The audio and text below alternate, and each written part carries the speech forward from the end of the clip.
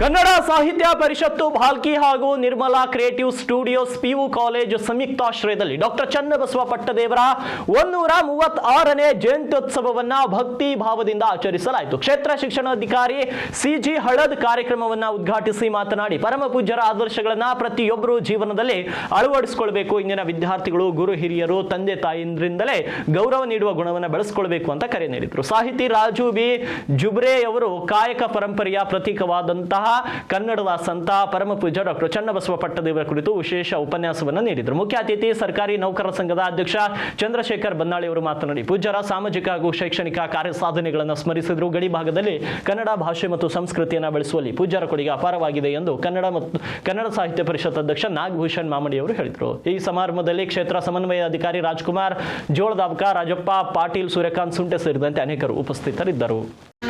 ನಡೆದಾಡುವಂತ ಭೂಮಿಯಲ್ಲಿ ನನಗೆ ಕೆಲಸ ಮಾಡ್ಲಿಕ್ಕೆ ಅವಕಾಶ ಸಿಕ್ಕಾದಲ್ಲ ಅಂತ ತಿಳ್ಕೊಂಡು ಭೂಮಿ ನಮಸ್ಕಾರ ಮಾಡಿ ಬಸ್ ಕಲ್ಯಾಣಕ್ಕೆ ಬರ್ತಿದ್ರು. ಅಂದ್ರೆ ಏನು ಅಂತಂದ್ರೆ ನಮ್ಮ ಮನವಿ ಏನಂತಂದ್ರೆ ತಂದೆ ತಾಯಿಗಳನ್ನ ಮತ್ತು ನಿಮಗೆ ಕಲಿಸಿದಂತ ಗುರುಗಳನ್ನ, ಪ್ರೈಮರಿ ಇರ್ಬೋದು, ಹೈಸ್ಕೂಲ್ ಇರ್ಬೋದು, ಡಿಗ್ರಿ ಇರ್ಬೋದು, PG ಇರ್ಬೋದು, UG ಇರ್ಬೋದು, ಯಾರು ಕಲಿಸಿರ್ತಾರೆ ಅವ್ರಿಗೆ ನಾವು ಋಣಿಯಾಗಿರ್ಬೇಕು.